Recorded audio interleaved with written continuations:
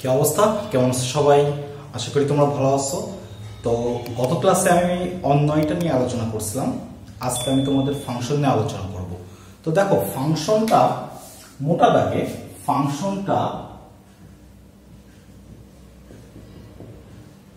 দুই প্রকার, মূলত দুই প্রকার। ঠিক আছে, ফাংশনটা মূলত দুই প্রকার, একটা হচ্ছে বাস্তব আর একটা হচ্ছে অবাস্তব। তো আমাদের একটা হচ্ছে বাস্তব আর একটা হচ্ছে অবাস্তব।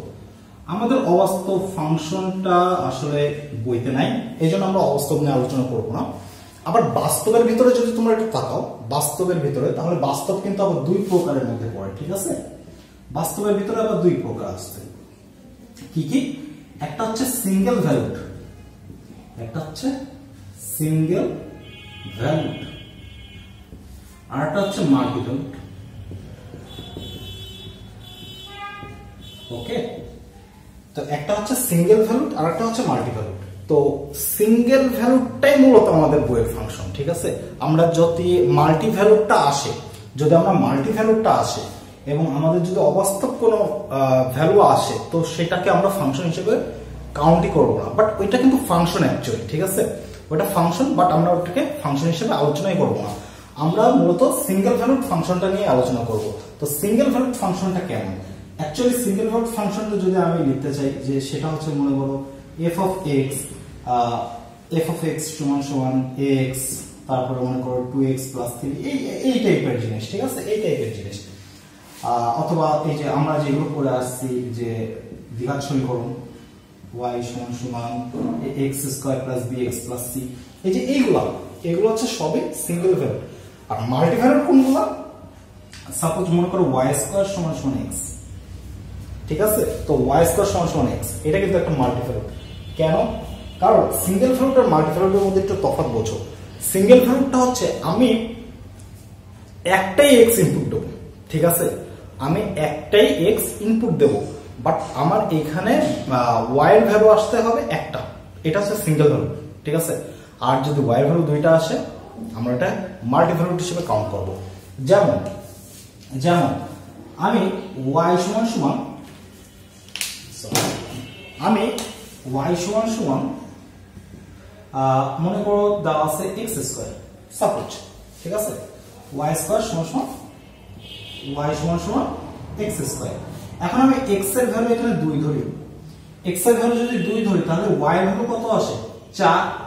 আচ্ছা, x এর ভ্যালু যদি -2 ধরি, তাহলে y এর ভ্যালু আসে 4। আমি যদি x এর ভ্যালু এখানে বসাই, তো এখানে দেখো একটা x এর মানের জন্য y এর একটা মানই আসছে, ডাজন্ট ম্যাটার তারা সেম আসছে। ঠিক আছে, তারা যদি সেমও আসে ডাজন্ট ম্যাটার, বাট আমার একটা x এর জন্য y এর ভ্যালু একটাই আসতে হবে।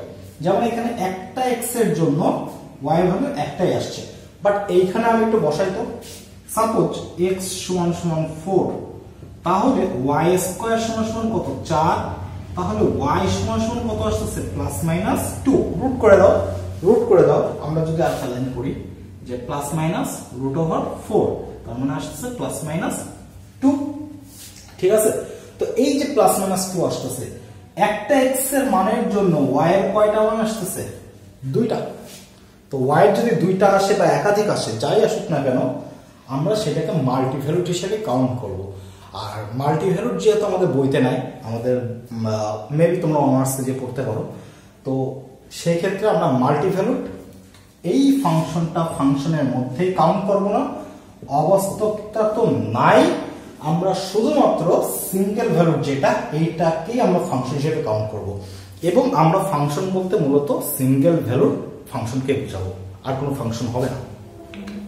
তো ঠিক আছে, এটা হচ্ছে মোটা দাগে আমাদের ফাংশন সম্পর্কিত আইডিয়া। এখন ফাংশনটা কাকে বলে এবং রিলেশনের সাথে ফাংশনের সম্পর্কটা কি, এইটা ভালো করে বুঝতে হবে। আবার আমরা জানি যে রিলেশনের সাথে কার্টেসীয় গুণজের একটা সম্পর্ক আছে, তাই না? রিলেশনের সাথে কার্টেসীয় গুণজের একটা সম্পর্ক আছে। তাহলে কার্টেসীয় গুণজ একটা আকার, মনে করো এ হচ্ছে একটা সেট, আমি 1 2 3 দিলাম। ওকে, আর বি হচ্ছে একটা সেট, আমি দিলাম 1 4 9 এবং 11। এখন এই কার্টেসীয় গুণজ করো, যদি a টাইমস b, a গুণন b দিই তাহলে কত আসে? আমাদের কি কি আসতেছে? আমাদের আসবে হচ্ছে 1,1, 1,4, আমি একটু ছোট করে লিখলাম 1,9, 1,11, 2,1, 2,4, 2,9, 2,11, তারপরে 3,1, 3,4, 3,9 আর 3,11। তো যাই হোক, এটা হচ্ছে আমাদের কি কার্তেসীয় গুণজ, এটাই কিন্তু আমাদের কার্তেসীয় গুণজ। এখন আমরা জানি যে কার্তেসীয় গুণজকে যদি আমরা একটা শর্তের আন্ডারে ফেলাই, কোন একটা শর্ত আরোপ করে দিই, তাহলে সেখান থেকে আমরা একটা অন্যয় পাবো বা রিলেশন পাবো। তো এইখান থেকে আমি একটা রিলেশন ধরে নিলাম যে আমি একটা রিলেশন পাচ্ছি এমন 1,1, 1,4, 2,1, 2,4, 3,1, 3,4 আর 3,9। ঠিক আছে, আমি এইখানে একটা শর্ত আরোপ করে দিছি যে এখান থেকে এই যে উপাদানগুলো এই উপাদানগুলো কোথা থেকে আসছে? অবশ্যই কার্তেসীয় গুণজ থেকে আসছে। ঠিক আছে, এই জন্য আমরা কি বলছিলাম, গতদিন আমরা শিখাইছিলাম যে রিলেশন হচ্ছে কার্তেসীয় গুণজের একটা সাবসেট বা একটা উপসেট। এখন আমি এই রিলেশনের ভিতরেই একটা শর্ত আরোপ করব, আমাদের রিলেশনের ভিতরেই শর্ত আরোপ করতে হবে। ঠিক আছে, কার্তেসীয় গুণজ থেকে আমি শর্ত আরোপ করে রিলেশন পাবো, রিলেশনের মধ্যে আমি শর্ত আরোপ করলে ফাংশন পাবো। এখন আমি একটা ফাংশন মনে করো y সমান x স্কয়ার, একদম সিম্পল একটা ফাংশন লিখলাম। ঠিক আছে, আচ্ছা ফাংশনকে আমরা f অফ x দ্বারা প্রকাশ করতে পারি, সামনে g অফ x ও পাবা তোমরা, h অফ x ও পাইতে পারো, তারপরে এটাকে y দ্বারাও প্রকাশ করা হয় এবং ফাংশনকে মূলত মোটা এইভাবেও প্রকাশ করা হয়, ঠিক আছে। তো যাই হোক, এখন এটা আমরা ডিটেইলে আসবো সামনে। এখন দেখো এইখানে যদি আমি একটা ফাংশন শর্ত আরোপ করতেছি, একটা শর্ত রিলেশনের আন্ডারে, তাহলে আমি একটা ফাংশন পাবো। তো f অফ x কি পাইতে পারি? দেখো x এর ভ্যালু বসাও, তো x এর ভ্যালু কি বসাবো? 1 বসাও। তো x এর ভ্যালু যদি 1 বসাই তাহলে y এর ভ্যালু কত পাবো? 1। আচ্ছা x এর ভ্যালু যদি 2 বসাই তাহলে y এর ভ্যালু পাবো কত? y এর ভ্যালু পাবো হচ্ছে 4। x এর ভ্যালু যদি 3 বসাই তাহলে y এর ভ্যালু পাবো 9। ঠিক আছে, তাহলে দেখো এইখানে যে তিনটা ক্রোমোজোর আছে, এই তিনটা ক্রোমোজোর কিন্তু এখানেও আছে, তাই না? তার মানে আবার এইখানে রিলেশনের যতগুলো ক্রোমোজোর আছে সেই ক্রোমোজোর গুলো কিন্তু কার্তেসীয় গুণজও আছে। তার মানে এইটা কি এর একটা সাবসেট, আবার রিলেশন কার্তেসীয় গুণজের একটা সাবসেট। ওকে, রিলেশনও কার্তেসীয় গুণজের একটা সাবসেট। সুতরাং অ্যাকচুয়ালি আমরা এখান থেকে ডাইরেক্ট রিলেশনও আসতে পারি এই শর্ত যদি আরোপ করি। দেখো এবার দেখো আমাদের যে ফাংশন আসার জন্য আগে রিলেশন বের করতে হবে এমন না, কি করতে হবে? আমার যে দুইটা সেট দেওয়া থাকবে সেই সেটের কার্তেসীয় গুণজ বের করা লাগবে না, আমরা জাস্ট অ্যাপ্লাই করব। কি অ্যাপ্লাই করব? যেই শর্তটা দেওয়া থাকবে সেই শর্তের মধ্যে x এর যে ভ্যালু এইটা আসবে প্রথম সেটের উপাদানগুলো থেকে। যেমন x এর ভ্যালু আমি কত বসাইছি? 1, 2 আর 3। এটা কোথায় ছিল? এতে ছিল না, এটা কিন্তু এতে ছিল। এই দেখো 1, 2, 3, এগুলো কিসের ছিল? এগুলো সবই এতে ছিল। ঠিক আছে, আর পরবর্তীতে এখানে x এর ভ্যালু বসানোর কারণে এখানে y এর যে মানগুলো আসছে সেটা কোথা থেকে পাইছি? সেটা কিন্তু পাইছি b সেট থেকে। যদিও এটা b সেট না, তারপরে এটা b সেট থেকেই তো আসছে। তার মানে কিন্তু আমি মূলত সেট থেকে, আমাদের যদি দুইটা সেট দেওয়া থাকে, আমরা সেই সেট থেকে একটা শর্ত আরোপ করে কোন রকম কার্তেসীয় গুণজ বাদ দিয়ে, কোন রকম অন্যয় বাদ দিয়ে আমি ডাইরেক্ট ফাংশন চলে আসতে পারবো। আমি ডিরেক্ট ফাংশনে চলে আসতে পারবো। ওকে, তো এইখানে আমাদের আসলে কতগুলো ফাইন্ডিংস পাওয়া যায়, এখানে আমরা কতগুলো ফাইন্ডিংস পেতে পারি। যেমন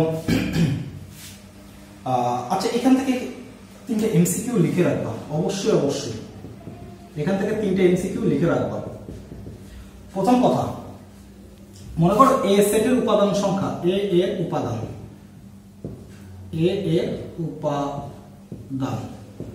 সংখ্যা যদি m হয়, যেমন এখানে কয়টা আছে 1 2 3, ঠিক আছে। আচ্ছা, বি সেটে বি এর উপাদান সংখ্যা যদি n হয়, এখানে কয়টা আছে 4টা, যেমন এখানে 4টা। যদি এ সেটের উপাদান সংখ্যা m, বি সেটের উপাদান সংখ্যা n হয়, তাহলে আমরা প্রথম কার্তেসীয় গুণজের উপাদান সংখ্যা, কার্তেসীয় গুণজের ক্রোমোজোর সংখ্যা কতটা পাবো বলতো? ক্রোমোজোর সংখ্যা পাবো হচ্ছে m গুণন n। আমরা কার্তেসীয় গুণজের ক্রোমোজোর সংখ্যা পাবো m গুণন n। যেমন এখানে কয়টা পাইছিলাম? 3টা। এখানে কয়টা আছে? উপাদান সংখ্যা 4টা, 2টা গুণ করো কয়টা থাকে? 12টা না? দেখো 1 2 3 4 5 6 7 8 9 10 11 12। ক্রোমোজোর সংখ্যা আমরা 12টা পাইছি। তাহলে কার্তেসীয় গুণজের ক্রোমোজোর সংখ্যা পাবো m গুণন n, ঠিক আছে। 2 নাম্বার, আমরা কত টাইপের রিলেশন পাইতে পারি, তার মানে অন্বয় সংখ্যা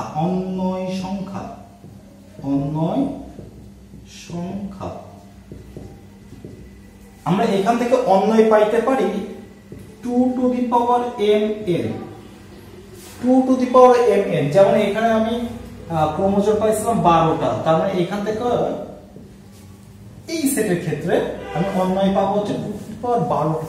এতগুলো অন্বয় আমি পাইতে পারি, হিউজ। 3 number, function.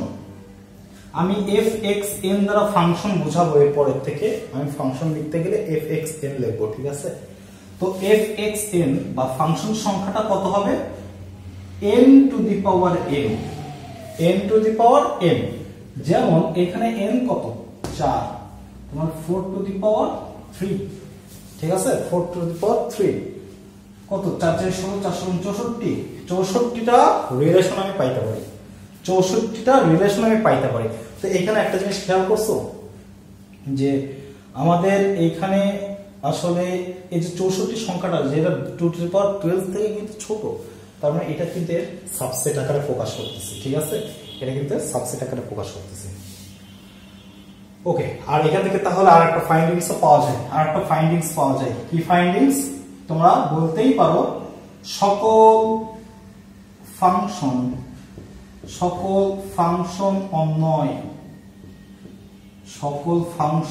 অন্বয়, মানে সকল ফাংশনই রিলেশন, কিন্তু সকল রিলেশন কি ফাংশন? না, সকল রিলেশন ফাংশন না, কিন্তু সকল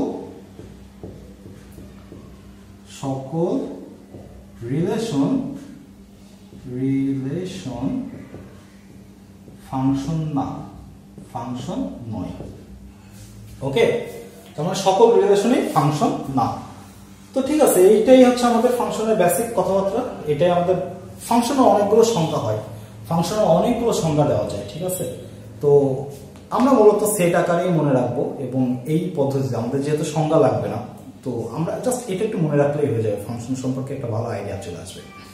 এখন আমরা ফাংশনের ভিতরে অনেকগুলো কাজ আছে, যেমন ফাংশনের অনেকগুলো উপাদানের ভিতরে ডোমেইন থাকে, কোডোমেইন থাকে, রেঞ্জ থাকে, ইমেজ থাকে, প্রিমেজ থাকে। এখন এই বিষয়গুলো নিয়ে আমরা একটু আলোচনা করবো। দেখো, আমাদের কার্তেসীয় গুণজ লাগতেছে না, জাস্ট মুছে দিই, আমরা শুধু ফাংশনটা নিয়ে আলোচনা করব।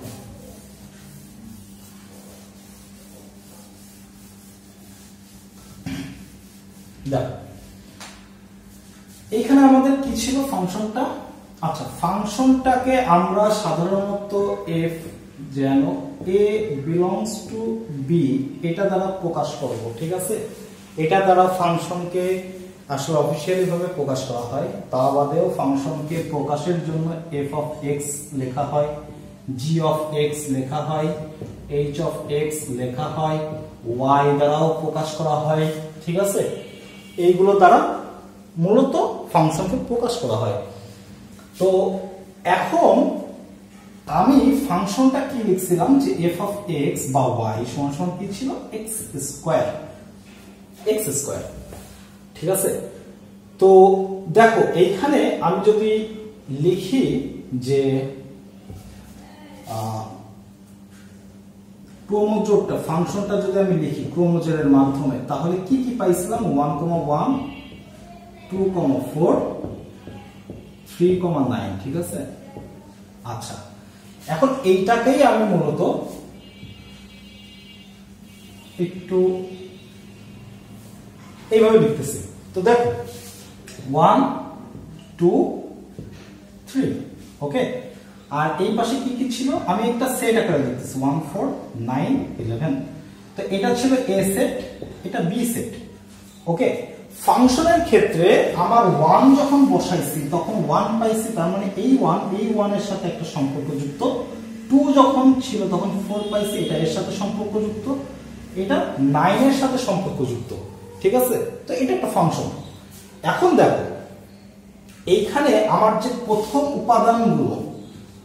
উপাদানগুলো এইটা আমি প্রথম সেট থেকে পাইছি না, কারণ আমার তো ফাংশনটা কোথা থেকে পাইছিলাম, ফাংশনটা মূলত a গুণন b সেট থেকে পাইছি, a গুণন b গুণজ থেকে পাইছিলাম, তাই না? তার মানে আগে a ছিল পরে b, তার মানে আগে a ছিল পরে b, এই কারণে a এর উপাদান সংখ্যাগুলোই আমার ফার্স্টে বসবে এবং এই a এর উপাদান সংখ্যাগুলোই মূলত x, আর এই x এর ভ্যালুগুলোকে বলা হয় ডোমেইন, ঠিক আছে? এই x এর ভ্যালুগুলোকে বলা হয় ডোমেইন বলা হয়, এবং ডোমেইনকে d of f দ্বারা প্রকাশ করা হয়। তার মানে d of f কত আসছে, 1, 2, 3। এখন দেখো তো এই d of f R a এই দুইটার মধ্যে কি কোনো পার্থক্য আছে, না নাই। তার মানে এইটাই হচ্ছে মূলত a সেট। তার মানে কোন একটা গুণজে, কার্তেসীয় গুণজ থেকে যদি আমি একটা ফাংশন, একটা শর্তের আন্ডারে ফাংশন পাই, তাহলে সেই কার্তেসীয় গুণজের প্রথম যে সেটটা থাকবে সেই সেটটাই মূলত আমাদের ডোমেইন, সেই সেটটাই ফাংশনের ডোমেইন, ওর যে উপাদান সংখ্যা সেইগুলোই হচ্ছে আমাদের ডোমেইন, ঠিক আছে? আচ্ছা, এখন আমি সেকেন্ড যে এই যে ডোমেইনগুলো বসানোর কারণে x এর ভ্যালু, ডোমেইন মানে x এর ভ্যালু বসানোর কারণে y এর যে ভ্যালুগুলো পাইছি বা fx এর যে ভ্যালুগুলো পাইছি সেগুলো কি, এই যে 1 পাইছি, 4 পাইছি, 9 পাইছি। তো এইটাকেই বলা হয় রেঞ্জ, এইটাকেই বলা হয় কি, রেঞ্জ। তো রেঞ্জকে r of f দ্বারা প্রকাশ করা হয় ফাংশনের রেঞ্জ। তো রেঞ্জ কি পাইছি, x এর ভ্যালু বসানোর কারণে 1 পাইছি, 4 পাইছি, 9 পাইছি। এই রেঞ্জটাই কি, এই রেঞ্জটাই হচ্ছে ডোমেইন ফাংশনে বসানোর কারণে ফাংশনের যে ভ্যালুগুলো পাবো সেই ভ্যালুগুলো দ্বারা যে সেট গঠিত হবে সেটাই হচ্ছে আমাদের রেঞ্জ। রেঞ্জের আরেকটা শর্ত আছে, সেই সংজ্ঞায় আমি যাব। এরপরে আরেকটা টপিক আছে, সেটা হচ্ছে কোডোমেইন। কোডোমেইন হচ্ছে, দেখো আমার বি সেটের থেকেই তো রেঞ্জটা আসছে না, বি সেট থেকেই কিন্তু রেঞ্জটা আসছে, পাইছি? এখন দেখো বি সেটের মধ্যে একটা অভাগা আছে 11, এই অভাগাটা কিন্তু এই শর্তের মধ্যে পড়তেছে না। এখানে এমন কোনো x এর ভ্যালু নাই, এমন কোনো ডোমেইন নাই যার কারণে 11টা আসতে পারে। তার মানে 11 কিন্তু একেবারেই সিঙ্গেল আকারে বসে আছে। তো 11 তো সিঙ্গেল আকারে থাকবে না, এই জন্য ফাংশনের ভিতরে ওই 11 সহ টোটালটা আসার জন্য এটা হচ্ছে কোডোমেইন। কোডোমেইনকে COD of f দ্বারা প্রকাশ করে, cod of f 1, 4, 9, 11। তার মানে কোন ফাংশনের কোডোমেইন মানে কার্তেসীয় গুণজের দ্বিতীয় উপাদান। কোন ফাংশনের কোডোমেইন মানে কার্তেসীয় গুণজের দ্বিতীয় উপাদান। কোন ফাংশনের কোন কার্তেসীয় গুণজের প্রথম সেটটাই হচ্ছে তার ডোমেইন, আর কোডোমেইন হচ্ছে তার দ্বিতীয় সেট, ঠিক আছে? তার মানে এটাই তো বি সেট, এটাই বি সেট। তাহলে এই যে এই পাশে যেটা লিখতেছি এটাকে কি লেখা যায়? এটাকে ডোমেইন লেখা যায়, এটাকে লেখা যায় ডোমেইন, আর এটাকে লেখা যায় কোডোমেইন। ঠিক আছে, এটাকে লেখা যায় কোডোমেইন এবং এদের মধ্যে একটা ফাংশন বিদ্যমান। ফাংশনটা কি? f of x is equals to x square. এখন এইখানে আর দুইটা সংজ্ঞা আছে, সেটা হচ্ছে ইমেজ আর প্রি ইমেজ। তো ইমেজটা কি? ইমেজটা হচ্ছে x এর ভ্যালু বসানোর কারণে y এর সাথে, মানে ডোমেইনের যে উপাদানটা, ডোমেইনের যে উপাদানটা কোডোমেইনের যে উপাদানের সাথে সম্পর্কযুক্ত, কোডোমেইনের যে উপাদান সাথে সম্পর্কযুক্ত, এইটাকে বলা হয় হচ্ছে ইমেজ। এইটাকে বলা হয় ইমেজ। যেমন 1 এর ইমেজ কত? 1। 2 এর ইমেজ কত? 2 এর ইমেজ হচ্ছে 4। 3 এর ইমেজ কত? 3 এর ইমেজ হচ্ছে 9। তার মানে এই 1 4 9 মূলত 1 2 3 এর ইমেজ। তাহলে এই একটা কি? এই একটা হচ্ছে এই ইমেজের pre image. Pre image, pre image. তার মানে এই দুইটা কি? দুইটা হচ্ছে 4 ইমেজের প্রি ইমেজ, তিনটা কি? 9 ইমেজের প্রি ইমেজ। ঠিক আছে, তাহলে এখান থেকে রেঞ্জের একটা সংজ্ঞা পাওয়া যায়। সংজ্ঞাটা কি? ইমেজের সেটগুলো, ইমেজের উপাদান সংখ্যা দ্বারা যে সেটটা গঠন হয় সেটাই রেঞ্জ। এটাই না আমাদের ইমেজ 1 4 9। এ দেখো 1 4 9। ঠিক আছে, কোডোমেইনের ভিতরে আমাদের 11টা রয়ে গেছে। কোডোমেইনের ভিতরে আমাদের 11টা রয়ে গেছে। তার মানে কোডোমেইনের ভিতরে আমাদের ইমেজ আছে এবং ইমেজগুলো দ্বারাই তো রেঞ্জ। তার মানে রেঞ্জটা কি? রেঞ্জটা আসলে কোডোমেইনের একটা উপসেট। রেঞ্জটা হচ্ছে কোডোমেইনের উপসেট। তার মানে আমরা এটা লিখতে পারি R of f codomain of f। ঠিক আছে, এটা প্রকৃত উপসেটও হইতে পারে, এটা উপসেটও হইতে পারে। ঠিক আছে, বাট এটা একটা উপসেট। কখনো সমান হয়ে যায়, কখনো রেঞ্জ এবং কোডোমেইন দুটাই সমান হয়, কখনো এই দুটা সমান হয় না। এই ছিল আমাদের মোটামুটি domain, range, codomain, image, pre ইমেজের একটু বেসিক কনসেপ্ট। এখন কথা হচ্ছে ফাংশন যে আমি বলতেছি, ফাংশন কিভাবে বুঝবো যে এটা ফাংশন? তো আমি ফাংশন কিভাবে আইডেন্টিফাই করতে পারবো যে এটা একটা ফাংশন? তো দেখো, ফাংশনের আইডেন্টিফাই করার জন্য আমি কতগুলো ওয়েতে যাই।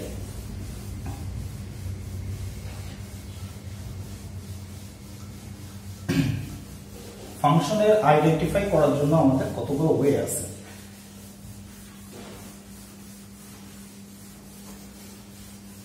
সেটা হচ্ছে প্রথমটাই যায় হচ্ছে সেট পদ্ধতিতে কিভাবে বুঝবো যে এটা একটা ফাংশন, এবং আর একটা গ্রাফিক্যাল পদ্ধতিতে বোঝা যায় এটা একটা ফাংশন। তো আচ্ছা, গ্রাফিক্যাল পদ্ধতিটাই দেখা আসি। সাপোজ আমি একটা লিখলাম যে y স্কয়ার সমান সমান x স্কয়ার সমান সমান 4। আমি একটা ইকুয়েশন লিখলাম। তো সব ইকুয়েশনই মূলত ফাংশন। তো এই যে ইকুয়েশন, আমি যদি এটাকে গ্রাফিক্যাল ভাবে প্রকাশ করি, তোমরা হয়তো জানো যে এটা একটা বৃত্তের সমীকরণ। ঠিক আছে, এটা একটা বৃত্তের সমীকরণ। তো এটা একটা বৃত্তের সমীকরণ। আচ্ছা, তো এটা কত থাকবে? এটার ব্যাসার্ধ কত? 2। মানে এটা এমন না যে x square plus y square সমান সমান 2 স্কয়ার। ঠিক আছে, আচ্ছা। তো তোমরা একটা জিনিস দেখো,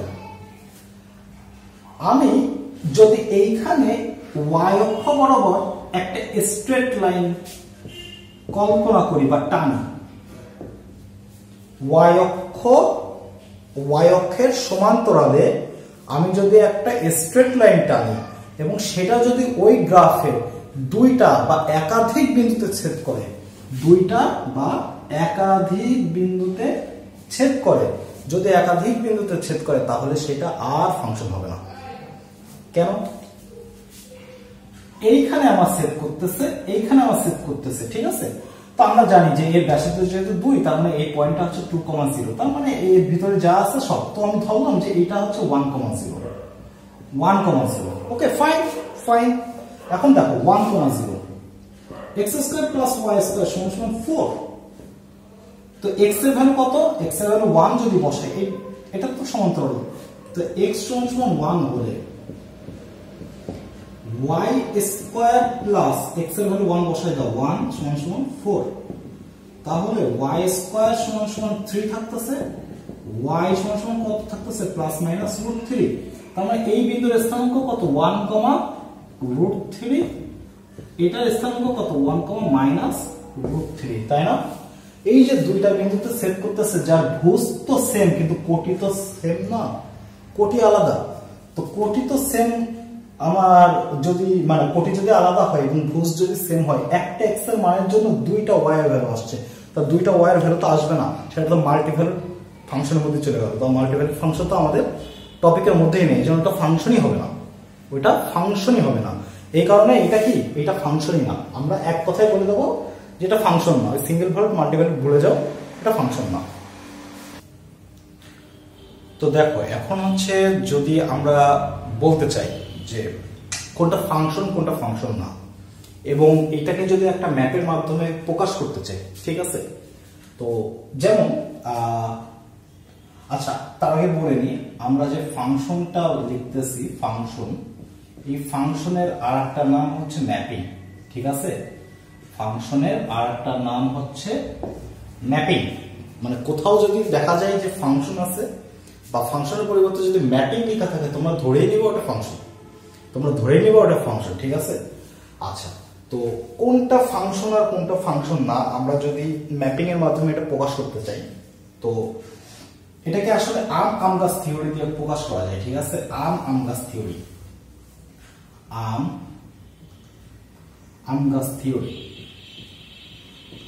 গাছ থিওরি, ওকে? আচ্ছা, আম গাছ থিওরিটা কি? আম গাছ থিওরি আমি একটু দেখাই। সাপোজ এখানে এটা হচ্ছে আম, এটা আম গাছ, ঠিক আছে? এটা আম গাছ। আচ্ছা, পরেরটা যদি আমি লিখি, এটা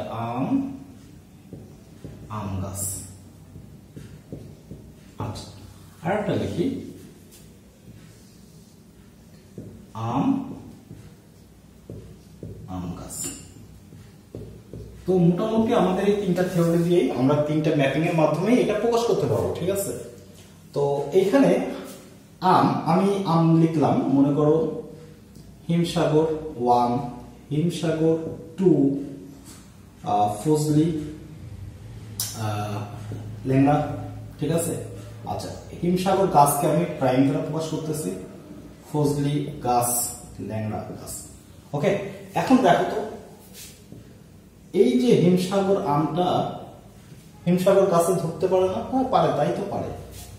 আচ্ছা, এটা কি সম্ভব কিনা দুইটা হিমসাগর আম একটা হিমসাগর গাছে থাকা সম্ভব কিনা? সম্ভব, ডেফিনেটলি সম্ভব। আচ্ছা, একটা ফজলি আম একটা ফজলি গাছে থাকা সম্ভব, ল্যাংড়া আম ল্যাংড়া গাছ থাকবে। তার মানে এই যে এইখানে একাধিক প্রোডাক্ট একটা প্রোডাকশনের আন্ডারে থাকতে পারতেছে, তাই না? একাধিক ফল একটা গাছে থাকতে পারতেছে, এটা সম্ভব। তার মানে এক্স এর একাধিক মানের জন্য ওয়াই এর কয়টা মান পাচ্ছে? একটা মান। এটা সম্ভব কিভাবে? ওয়াই সমান সমান এক্স স্কয়ার, তাই না? যে এক্স যদি আমি 2 ধরি, ওয়াই কত আসতেছে 4, আবার এক্স যদি আমি -2 ধরি, ওয়াই কত আসতেছে 4। তার মানে এক্স এর এই যে 2 আর -2, এটা অ্যাকচুয়ালি 4 এর সাথে সম্পর্কিত হওয়া সম্ভব। তার মানে এটা কি? এটা ফাংশন, এটা একটা ফাংশন, ওকে? সেকেন্ডটাই আসি। সেকেন্ডটাই মনে করো হিমসাগর আম, ল্যাংড়া আম, আচ্ছা এটা ফজলি আম, ঠিক আছে? হিমসাগর গাছ 1, হিমসাগর গাছ 2, ল্যাংড়া গাছ, ফজলি গাছ, ওকে? আচ্ছা আচ্ছা, এখানে ফজলি আমটা আমি বাদ দিই, এই যে হিমসাগর আম, এটা হিমসাগর গাছ 1 এর সাথে সম্পর্কযুক্ত, আবার হিমসাগর গাছ 2 এর সাথে সম্পর্কযুক্ত। বিষয়টা এমন না একটা আম দুইটা গাছে ঝুলে আছে, এটা কি সম্ভব? এটা কখনোই সম্ভব না। একটা আম কখনোই দুইটা গাছে থাকা সম্ভব না, মানে সে স্পাইডারম্যানের মতন সে আটকাচ্ছে, তাই না, দুই পাশ থেকে, না, এটা কখনোই সম্ভব না। আচ্ছা, ল্যাংড়া আম ল্যাংড়া গাছে আছে, থাকতেই পারে একটা আম একটা গাছে ঝুলতেছে। ফজলি আমের গাছ আছে কিন্তু আম নেই, হইতেই পারে ওই গাছে সেই সময় কোনো ফলই আসেনি, একটা সিজনে কোনো ফলই আসেনি, এটা হইতেই পারে, এটা খুবই স্বাভাবিক একটা জিনিস। তার মানে দেখো, আমাদের ডোমেইনের সবকটা উপাদান কিন্তু আমার আসতে হবে, ডোমেইনের সবকটা উপাদান কিন্তু আসতে হবে, কিন্তু কোডোমেইনের থেকে সবকটা উপাদান না আসলেও চলবে, যে কটা আসবে সেটাই হচ্ছে রেঞ্জ, যে কটা আসবে, যেমন এখানে রেঞ্জ কি, এই যে এটা, কিন্তু পুরোটা হচ্ছে কোডোমেইন, তাই না? তার মানে একটা, দেখো আমার যে মেইন কথাটা সেটা হচ্ছে একটা আম দুইটা গাছে কখনোই থাকতে পারে না। তার মানে এক্স এর একটি মানের জন্য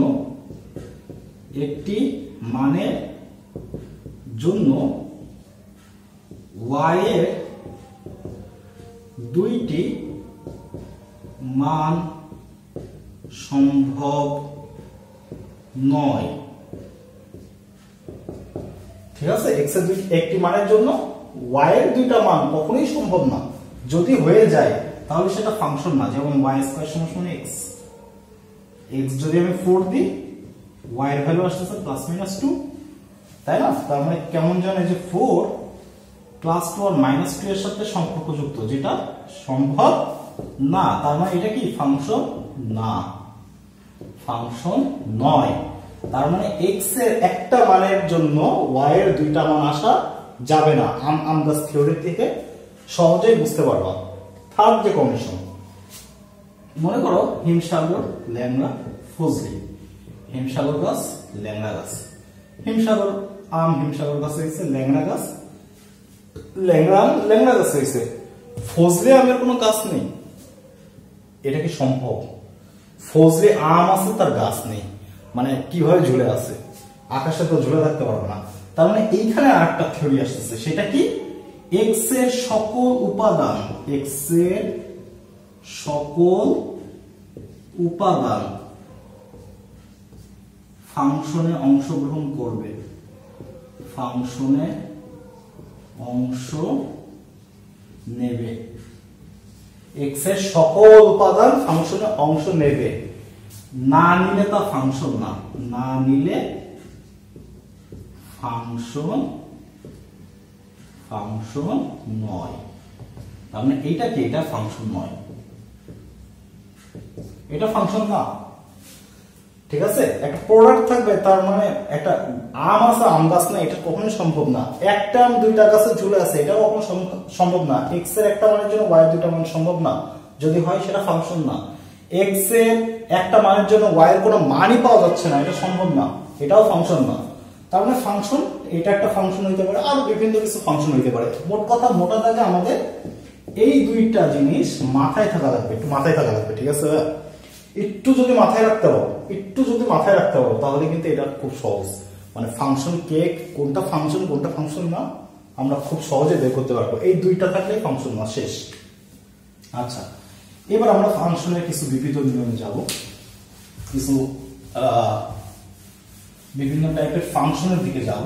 তার জন্য আমাদের যে জিনিসটা একটু জানা লাগবে লাস্ট, সেটা হচ্ছে ফাংশনকে আমরা f of a belongs to b দ্বারা প্রকাশ করব, যেখানে a হচ্ছে আমাদের ওই যে a গুণন b এর যে সেটটা আমরা লিখছিলাম, সেখানে a, তো এটা কি, এটা ডোমেইন বুঝাবে, আর এই b দ্বারা কোডোমেইন বুঝাবে, কোডোমেইন বুঝাবে। অনেকে বলে যে এটা রেঞ্জ না, এটা কোডোমেইন, এটা দ্বারা কোডোমেইন বুঝাবে। এবং এই জিনিসটা আমাদের সবসময় কাজে লাগবে কোথায়, সার্বিক ফাংশন নির্ণয়ের কারণে, অন্টু ফাংশন নির্ণয়ের ক্ষেত্রে আমাদের এই কোডোমেইনটা খুব কাজে লাগে। তো ঠিক আছে, আমরা চলে যাই, এইভাবে কিন্তু আমরা ফাংশনটা লিখব। আচ্ছা, প্রথম যেটা থাকবে সেটা হচ্ছে এক ফাংশন, এক বা ওয়ান ফাংশন। আচ্ছা, ওয়ান ওয়ান ফাংশনটা কি? ওয়ান ওয়ান ফাংশনটা হচ্ছে যে এক্স এর একটা মান ওয়াই, এক্স এর একটা মানের জন্য ওয়াই এর একটা মানই পাওয়া যাবে। এ সেটের একটি উপাদানের সাথে বি সেটের একটি উপাদানের সাথে সম্পর্কযুক্ত থাকতে হবে, একাধিক উপাদানের সাথে সম্পর্কযুক্ত থাকা যাবে না। একটু আগে দেখাইছিলাম আমগাছ থিওরির প্রথম যে ইয়েটা ছিল সেটা কি ছিল? দুইটা আম একটা গাছে থাকতে পারে, এটা সম্ভব। দুইটা আম একটা গাছে থাকতে পারে, এটা সম্ভব, তাই না? আচ্ছা, এটা কিন্তু সম্ভব, এটা সম্ভব, এটা ফাংশন, কিন্তু এটা একক না। আমার একক হইতে গেলে কি করতে হবে জানো? আমার একটা আম একটা গাছেই থাকবে, মানে এই দ্বিতীয় আমটার জন্য আর একটা গাছ লাগবে, তার মানে একটা আম একটা গাছেই ধরবে। দুইটা আম কখনো একটা গাছে ধরাইতে পারবো না। দুইটা আম যদি একটা গাছে ধরে তাহলে সেটা মেনি ওয়ান ফাংশনের মধ্যে চলে যায়, যেটা আমাদের নেক্সট টপিক, ঠিক আছে? তো একটা আম একটা গাছেই ধরবে, এটা হলে সেটা হচ্ছে একক ফাংশন। তার মানে এক্স এর একটা মানের জন্য ওয়াই এর একটা মান পাবো, জাস্ট একটা মান পাবো, একাধিক মান আমি পাবো না। তো তাকে বলা হয় হচ্ছে একক ফাংশন। আচ্ছা, তো একক ফাংশনের ক্ষেত্রে আমরা একটা উদাহরণ দিই, যেমন মনে করো y সমান x প্লাস 1, ঠিক আছে? আর এখানে x এর ভ্যালু কি কি থাকতে হচ্ছে, এখানে ডোমেন কি কি, x হচ্ছে ডোমেন, y হচ্ছে রেঞ্জ বা কোডোমেন, সরি। তো এখান থেকে আমাদের কি কি আসতেছে, এটা কোডোমেন লিখি, কোডোমেন। তো এখানে যদি আমি 1 2 আর 3 বসাই, তাহলে 1 যদি এখানে বসাই, 1 বসালে কত থাকতেছে 2, এখানে 2 বসালে কত থাকতেছে 3 বসালে কত থাকতেছে 4। দেখো এক একটা ভ্যালুর জন্য x এর একটা ভ্যালু y এর জাস্ট একটা ভ্যালুর সাথে রিলেটেড, তাই না? একটা x এর জন্য দুইটা মান তো পাবোই না, ওইটা তো ফাংশনই না। দুইটা x এর জন্য একটা মান পাবো না, ওইটাও ফাংশন, মানে ওইটা একক না। যদি পাই তাহলে ওটা একক না, ওটা মিনি ওয়ানের মধ্যে পড়ে যাবে, ঠিক আছে?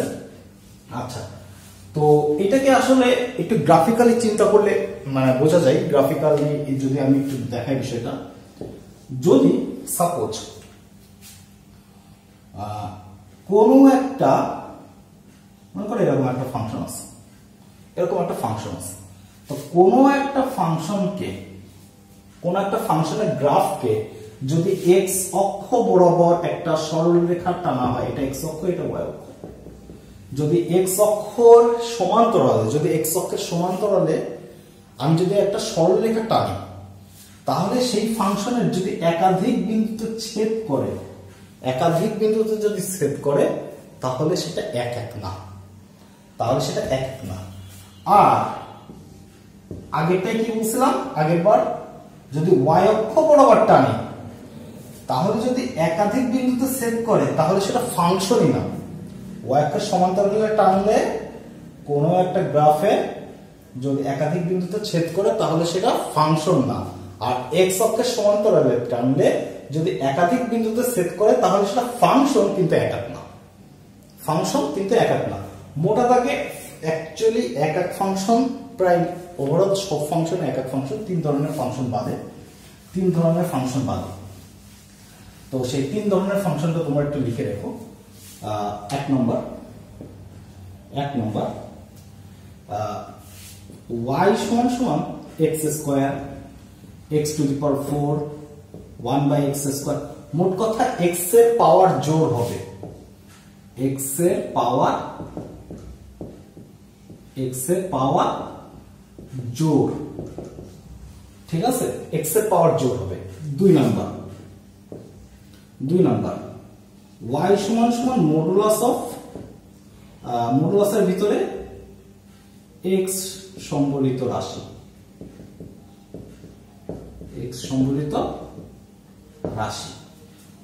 মানে মডুলাস ফাংশন, ঠিক আছে? আমি মডুলাস ফাংশনে আসবো, মডুলাস ফাংশন। আচ্ছা, 3 নাম্বারটা কি? 3 নাম্বারটা হচ্ছে sin x, cos x, etc. মানে ত্রিকোণমিতিক ফাংশন,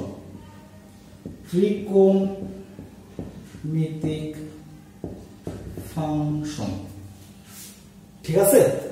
x এর পাওয়ার জোড় মডুলাস ফাংশন, ত্রিকোণমিতিক ফাংশন, এই তিনটা কেসের ক্ষেত্রে এক এক ফাংশন হয় না। এই তিনটা কেস কখনোই এক এক ফাংশন দেয় না, বাকি যা আছে সব মোটামুটি এক এক ফাংশন দেয়।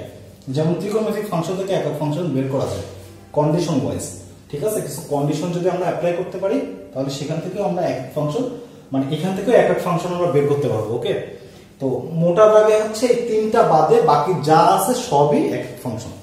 তোমাদের ক্ষেত্রে এই তিনটা কভার করে যায়, বাট যারা একটু ইঞ্জিনিয়ারিং প্রিপারেশন নিতে চাও অ্যাডভান্স, তো সেই ক্ষেত্রে আসলে আর একটু এক্সট্রা শেখা লাগে। আমি সেগুলো শেখাবো আস্তে ধীরে ইনশাল্লাহ। তো লাস্টেরটা দেখো, ত্রিকোণমিতিক ফাংশন। আমি sin x টাই নিই, y সমান সমান sin x। আচ্ছা আমি উপরে লিখি, হ্যাঁ এইটা মুছে দিলাম, তোমরা লিখে নিও।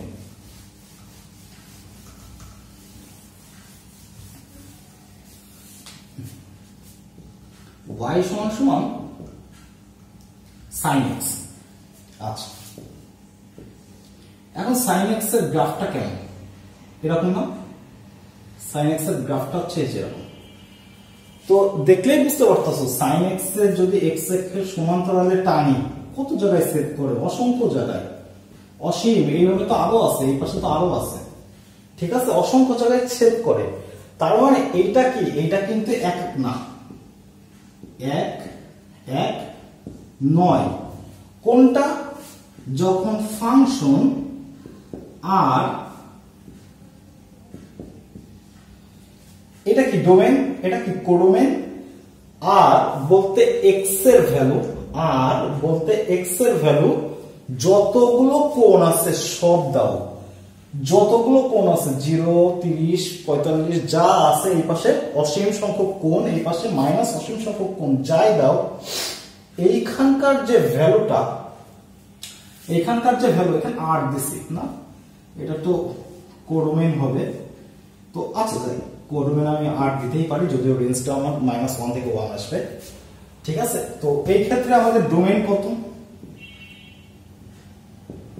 আমাদের ডোমেন, আমরা ডোমেন পাচ্ছি হচ্ছে d of f, আর রেঞ্জটা কত পাবো? আমরা জানি যে সাইন এর সর্বোচ্চ মান হচ্ছে +1 আর সর্বনিম্ন মান হচ্ছে -1, তাহলে রেঞ্জটা পাবো হচ্ছে -1 থেকে 1। ওকে, তো মোট কথা আমাদের যদি এরকম আকারে থাকে, যদি ফাংশনটা এই আকারে দেওয়া থাকে, হলে f of x sin x 1 1 9, 1 1 9, 1 1 কখনোই হবে না। এরকম যদি থাকে 1 1 কখনোই হবে না, ঠিক আছে। আমাদের ডোমেন যদি অসীম সংখ্যক থাকে, আর মানে অসীম প্লাস মাইনাস। কিন্তু আমি এখানে যদি একটু চেঞ্জ করে দিই, কিভাবে চেঞ্জ করব দেখো, আমি কন্ডিশনটা চেঞ্জ করে দিই। এবার কন্ডিশন দিলাম যে f যেন -π/2 +π/2, এটা কি ডোমেন? আচ্ছা, আর রেঞ্জটা দিলাম মাইনাস, মানে কোডোমেনটা দিলাম -1 থেকে 1 থাকলো। এখানে কোডোমেন এবং রেঞ্জ সেম হয়ে যাবে, কোনো সমস্যা নেই। হলে y সমান সমান বা f of x sin x কি 1 1 না 1 1 না, একটু চিত্র আঁকাইতে এবার, -π/2 থেকে +π/2। আচ্ছা, আমরা যদি এইভাবে যখন চিত্রটা আঁকাইতাম, তখন এটা ছিল আমাদের 0 ডিগ্রি, এটা কত ছিল বলতো পাই না, তার মানে এইখানে আছে কত π/2, এটা আমাদের π/2, এটা কত -π, ঠিক এর মিডল পয়েন্টে এটা কত হবে, এটা কত হবে -π/2। এখন দেখো আমাদের ডোমেনের কন্ডিশনটা কি বলছে, ডোমেনের কন্ডিশনটা কি বলছে, -π/2 থেকে +π/2, তার মানে এই অংশটা আর আসবে না, এই অংশটা বাদ, এই অংশটা আর আসবে না, বাদ। এই যে কন্ডিশন যেই অ্যাপ্লাই করতেছে, আমার ফাংশনের গ্রাফটা কিন্তু জাস্ট এটা, আমার ফাংশনের গ্রাফটা জাস্ট এটা, আর কিছুই না। আচ্ছা এবার এক্স অক্ষের সমান্তরালে একটা দাগ টানো তো। এক্স অক্ষের সমান্তরালে দাগ টানলে একটা বিন্দুতে ছেদ করতেছে, আর একটা বিন্দুতে ছেদ করলে সেটা কি হয়ে যাবে, এক এক। তার মানে আমার এখানে কন্ডিশনের উপরে নির্ভর করে ত্রিকোণমিতিক ফাংশনটা, আমি বলছি ত্রিকোণমিতিক ফাংশন এক এক না, মোটা দাগে এক এক না, কিন্তু আমি যদি কন্ডিশন অ্যাপ্লাই করে দিই তার উপরে নির্ভর করে ত্রিকোণমিতিক ফাংশন কিন্তু এক এক হইতে পারে। তার মানে আমাদের এখানে খেয়াল করতে হবে ডোমেইনটা কি দেওয়া আছে, ঠিক আছে, ডোমেইনটা কি দেওয়া আছে, এই ডোমেইনের উপর নির্ভর করে আমরা বিভিন্ন কন্ডিশন চেঞ্জ হইতে পারে, এটা একটু আমরা খেয়াল করব। তো ঠিক আছে, আমরা আরো বিভিন্ন পদ্ধতিতে নির্ণয় করব, বিভিন্ন পদ্ধতিতে, এবং আমাদের আসলে এক এক নির্ণয়ের যে পদ্ধতি, আমাদের এক এক নির্ণয়ের যে পদ্ধতি, সেই পদ্ধতিটা আমি দেখাই। মনে করো এফ অফ এক্স, এটা আমাদের বইতে লিখে এবং আমরা এইভাবে অঙ্ক করে অভ্যস্ত। আমি একদম সিম্পল একটা উদাহরণ দিচ্ছি। সাপোজ এক্স প্লাস 2 দিলাম। তো আমাদের এইখানে ফাংশনটা আর থেকে আর দিলাম, ঠিক আছে, এই কন্ডিশন। ডোমেনও আর কোডোমেনও আর, বাস্তব সংখ্যা, দুটাই বাস্তব সংখ্যা। এখন আমাদের এখানে কি ধরে নিতে হয় মনে আছে, এক্স এর দুইটা ভ্যালু ধরে নিতে হয়, এই ডোমেনের ভিতরে যেন থাকা লাগে, এই ডোমেনের ভিতরে যেন থাকা লাগে। তো ধরি এ, আচ্ছা আমরা অনেকে x1 লিখি, তো আমি x1 লিখি, x1 comma x2 belongs to r, x1 R x2 belongs to কি, এই যে r, ডোমেনের ভিতরে আছে, ডোমেনের ভিতরে আছে। তো যদি ডোমেনের ভিতরে থাকে, এর জন্য কি হইতে পারে, ফাংশনটা সিদ্ধ হবে না x1 এর জন্য। x1 এবং x2 আমি ধরে নিলাম দুইটাই সেম, আমি ধরে নিলাম দুইটাই সেম, ঠিক আছে। এখন f of x1, এখানে যদি x1 বসাই তাহলে কি হবে, x1 plus 2 x2 plus 2, x1 সমান কি পাচ্ছি, x2। তাহলে আমাদের একক ফাংশনের ক্ষেত্রে আমাদের যেটা লাগে, আমরা একটা মেথড ধরে নিই এবং প্রমাণ করি যে এটা ঠিক না ভুল, এটা ঠিক না ভুল, এটা আমরা দেখি। আমরা কি ধরে নিয়েছি, x1 আর x2 এই দুইটা সমান, এই দুইটা ফাংশন সমান। ওই x1 এবং x2 ভ্যালুর জন্য যে দুইটা আলাদা আলাদা ভ্যালু বেরোবে, আমরা ধরে নিয়েছি সেই দুইটা ভ্যালু সমান। যদি সমান ধরে নিয়ে আমি x1 এবং x2 পাই, তার মানে দুইটা ফাংশনের ভ্যালু তখনই সমান হবে যখন তাদের ডোমেইনগুলো সেম হবে। একটা ডোমেইনের জন্য দুইটা মান পাওয়া যাবে না, দুইটা পাওয়া গেলে তো সেটা এক থাকলো না। এই কারণে আমাদের যদি এই কন্ডিশনটা থাকে, যে কেমন যেন লেখে, যদি এবং কেবল যদি f of x1 সমান f of x2 এর জন্য x1 সমান x2 হয়, যদি এটা হয় তাহলে সেটা এক এক, এই কন্ডিশন আসলে সেটা এক এক, না হলে এক এক না, ঠিক আছে। তো আমাদের এইভাবে লিখে, কিন্তু আমি এক্সট্রা কিছু অঙ্ক করবো যার মধ্যে এটা থাকবে না, এই নিয়মে গেলে হবে না, ওকে। আচ্ছা, এরপর এটা হচ্ছে many one function, many one. আচ্ছা, many one function, many one ফাংশনটা কি অলরেডি বলে দিয়ে আসছি। একাধিক আম, হিমসাগর,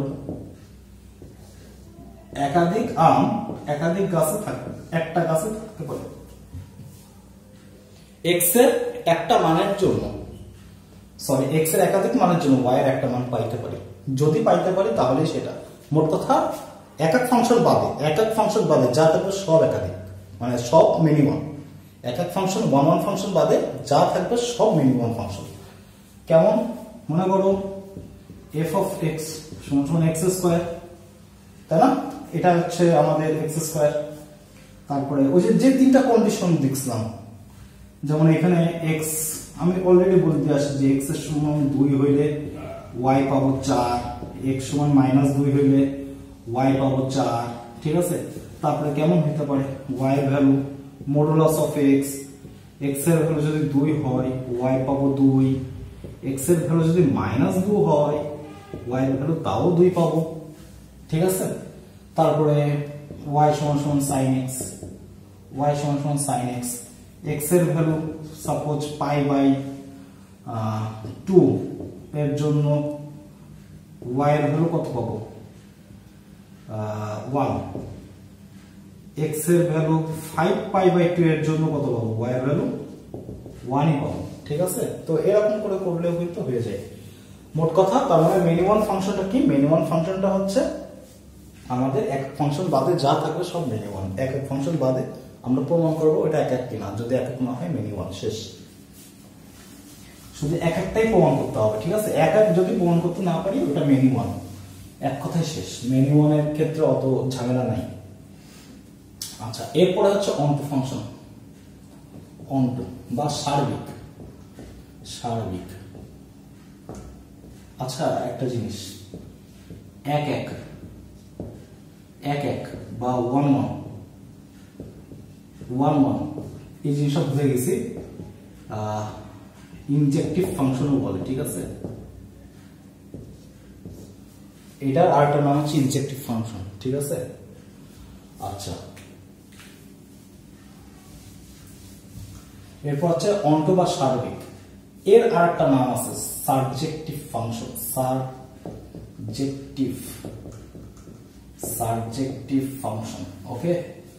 আচ্ছা, তো অন্টু ফাংশনটা কি এটা মনে রাখার জন্য এটা মনে রাখতে পারো যে অন্টু বলতে আসলে বোঝায় যে পুরোটাই ভরা আছে। একটাই কন্ডিশন, যদি রেঞ্জ আর কোডোমেন অফ এফ যদি সেম হয়ে যায়, কোনোভাবে যদি সেম হয়ে যায়, তাহলে সেটা আমাদের অন্টু ফাংশন বা সার্বিক ফাংশন। বিষয়টা কেমন, বিষয়টা হচ্ছে এরকম যে আমাদের দুইটা সেট দেওয়া আছে এ আর বি, এবং আমাদের এখানে 1 2 3 দেওয়া আছে, এখানে দেওয়া আছে 1 4 9, এবং কন্ডিশন দেওয়া আছে y সমান x স্কয়ার। এখন x এর এখানে তিনটা ভ্যালু আছে এ সেটের, সে তিনটা ভ্যালু যদি এখানে বসাই, 1 বসাইলে কত পাবো, এখানে 1 পাবো, 2 বসাইলে কত পাবো 4 পাবো, 3 বসাইলে কত পাবো 9 পাবো। তার মানে এই ফাংশনের আন্ডারে এই যে কোডোমেনের সকল উপাদান ফাংশনে অংশগ্রহণ করছে কিনা, করছে। কোডোমেনের যদি সকল উপাদান অংশগ্রহণ করে, কোডোমেনের যদি সকল উপাদান অংশগ্রহণ করে এবং কোডোমেনের সকল উপাদানই যদি রেঞ্জ হয়, তার মানে সেটা হচ্ছে আমাদের অন্টু ফাংশন, ওকে। সেটাই হচ্ছে আমাদের অন্টু ফাংশন বা সার্বিক ফাংশন।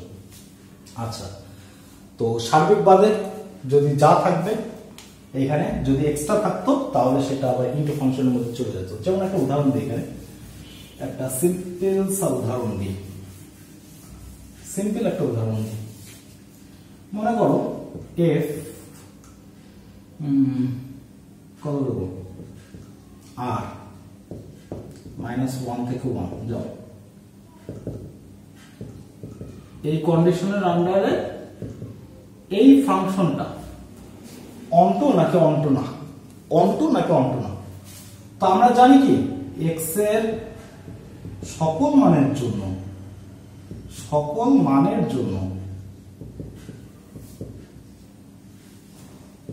y বা f of x এর ভ্যালু কত হবে, -1 থেকে 1 হবে না। তার মানে রেঞ্জটা কি হবে, এই সেটের রেঞ্জটা কি হবে,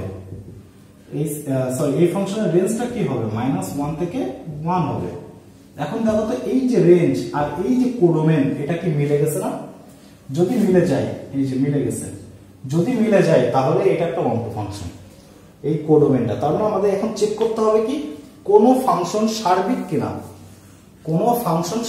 কিনা, এইটা আমাদের প্রমাণ করতে গেলে সেই ফাংশনের রেঞ্জটা বের করতে হবে। যদি রেঞ্জটা বের করি, কোডোমেন দেওয়া থাকবে, ঠিক আছে। কোথায়, আচ্ছা এই যে কোডোমেন দেওয়া থাকবে, কোডোমেন যদি দেওয়া থাকে রেঞ্জটা বের করব, রেঞ্জ আর কোডোমেন মিলাবো, যদি সেম হয় ওকে ফাইন, এটা একটা সার্বিক, যদি সেম না হয় এটা সার্বিক না, সাবজেক্টিভ না। ঠিক আছে, মাঝে মধ্যে অনটু ফাংশন বলে, সার্বিক ফাংশন বলে, আবার সাবজেক্টিভ ফাংশনও বলে। আচ্ছা, এর মধ্যে আরেকটা আছে অনটুর সাথে সাথে আরেকটা আছে, সেটা হচ্ছে ইনটু। অনটুর সাথে সাথে আছে আরেকটা ইনটু। তো ইনটু ফাংশনটা কি? অনটু ফাংশন যা না তাই হচ্ছে ইনটু ফাংশন। তার মানে এখানে যদি মনে করো 1 2 3 থাকতো, এখানে 1 4 9 থাকতো, এবং এখানে একটা 11 দিয়ে রেখে দিচ্ছি আমি। f of x সমান x স্কয়ার এর আন্ডারে আমি যদি অ্যাপ্লাই করি ম্যাপিং এর মাধ্যমে, তাহলে এইখানে আমি পাচ্ছি যে এইখানে দেখো তো এখানে রেঞ্জ কত, এখানে রেঞ্জ কত, এখানে রেঞ্জ হচ্ছে 1 4 9, কিন্তু কোডোমেন কত, কোডোমেন কত 1 4 9 11। এই যে একটা এক্সট্রা থেকে গেছে, একটা এক্সট্রা থেকে গেছে যেটা ফাংশনে অংশগ্রহণই করে নাই, কোডোমেনের একটা উপাদান ফাংশনে অংশগ্রহণ করে নাই, সেটা রেঞ্জ আকারে বের হয় নাই, তার মানে এটা হচ্ছে ইনটু ফাংশন। তার মানে ইনটু ফাংশন চেনার উপায় কি?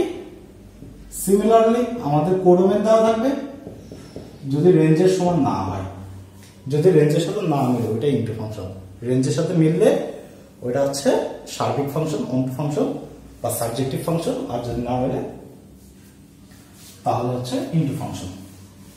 আচ্ছা, এরপরে আরেকটা আছে, আরেকটা ফাংশন আছে বাইজেক্টিভ ফাংশন। বাইজেক্টিভ ফাংশন। আচ্ছা, বাইজেক্টিভ ফাংশনটা কি? বাইজেক্টিভ ফাংশনটা হচ্ছে ইনজেক্টিভ প্লাস সাবজেক্টিভ। ইনজেক্টিভ আর সাবজেক্টিভ। আচ্ছা, ইনজেক্টিভটা কি? 1 1, সাবজেক্টিভটা কি? 1 2। ঠিক আছে, তার মানে বাইজেক্টিভ ফাংশনটা কি? সবগুলো ও, দেখো ও ও ও, সবগুলো ও। ঠিক আছে, তার মানে সবগুলো ও থাকলে এই সবগুলো মানে অন হইতে হবে, অনটু ফাংশনও হইতে হবে। যদি হয় তাহলে সেটা বাইজেক্টিভ ফাংশন, না হলে সেটা বাইজেক্টিভ ফাংশন না। ওকে, আচ্ছা আমি একটু ম্যাথমেটিক্যাল টার্মে চলে যাই, কিছু ম্যাথ করে, হ্যাঁ কিছু ম্যাথমেটিক্যাল টার্মে চলে যাই। যেমন তোমাদের বইতে কি কি দেওয়া আছে?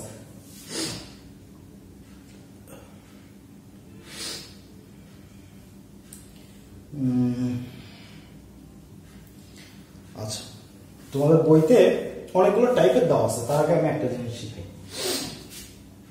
এই জিনিসটা এসএসসি পড়ে আসছে, ন্যাচারাল নাম্বার। ন্যাচারাল নাম্বার হচ্ছে 1 2 3 এরকম করে ইনফিনিটি সংখ্যক থাকবে, কিন্তু পূর্ণ সংখ্যা হবে। ঠিক আছে, আচ্ছা জেডটা কি? মাইনাস ইনফিনিটি থেকে -2 -1 0 1 2, এটাও কি হবে? পূর্ণ, এটাও পূর্ণ সংখ্যা হবে জেড। আচ্ছা, জেড কে কিন্তু আই দ্বারা প্রকাশ করে, ইন্টিজার। ওকে, আচ্ছা তারপরে আর, আরটা কি? মাইনাস ইনফিনিটি থেকে প্লাস ইনফিনিটি পর্যন্ত সকল সংখ্যা, সকল সংখ্যা এর মধ্যে পূর্ণ থাকবে প্লাস ভগ্নাংশও থাকবে, এর মধ্যে পূর্ণ থাকবে ভগ্নাংশও থাকবে, মূলদ থাকবে অমূলদ থাকবে, এর মধ্যে মূলদ থাকবে অমূলদ থাকবে। ঠিক আছে, আচ্ছা তো মোটা দাগে এই তিনটা জিনিস তোমাদের মাথায় থাকলে বিষয়টা বেড়ে যাবে। কিছু কিছু ক্ষেত্রে আমাদের ফাংশনে সবসময় এরকম দেওয়া থাকে না, এরকম তো দেওয়া থাকে, আবার কিছু কিছু জায়গায় এরকম দেওয়া থাকে n এরকম দেওয়া থাকে, হ্যাঁ। তো তারপরে হচ্ছে আই, এখানে আবার এম দেওয়া থাকে, এইভাবে থাকে। তারপরে আই, মানে এরকম এইভাবে দেওয়া থাকতে পারে, ঠিক আছে, এইভাবে দেওয়া থাকতে পারে। তো এইভাবে দেওয়া থাকলে আমরা সেই ক্ষেত্রে বিবেচনা করব, সেইভাবে আমরা বিবেচনা করে করে অঙ্কগুলো অ্যাপ্লাই করার চেষ্টা করব। তো সেই ক্ষেত্রে আমাদের আসলে কিছু আছে ম্যাপিং মেথড, কিছু কিছু অঙ্ক ম্যাপের মাধ্যমে করা ভালো, সহজ হয়ে যায়। কিছু থাকে যে না অন্যভাবে করতে হবে, ধরে অঙ্ক করতে হয়। যেমন আমি একটা উদাহরণ দিই, এফ যেন যেখানে F of x x plus one. আচ্ছা, ম্যাপের মাধ্যমে এটা কিন্তু করা যায় খুব সহজে। ডোমেইনটা কি হবে বলতো? ডোমেইনটা হবে হচ্ছে 1 2 3 ডট ডট ইনফিনিটি, তাই না? তার মানে 1 2 3 ডট ডট ইনফিনিটি থাকবে। আচ্ছা, এটা ডোমেইন, এটা ডোমেইন। আচ্ছা, যেখানে এটা হলে এক এক কিনা নির্ণয় করো, এক এক, এটা কি এক এক কিনা নির্ণয় করো, এটা কি সার্বিক কিনা নির্ণয় করো, এরকম অঙ্ক দিতে পারে। আচ্ছা, বা ফাংশনটা কি টাইপের দিতে পারে। এখন দেখো এখানে যদি আমি 1 বসাই, আচ্ছা আমার এখানে কি আছে বলতো?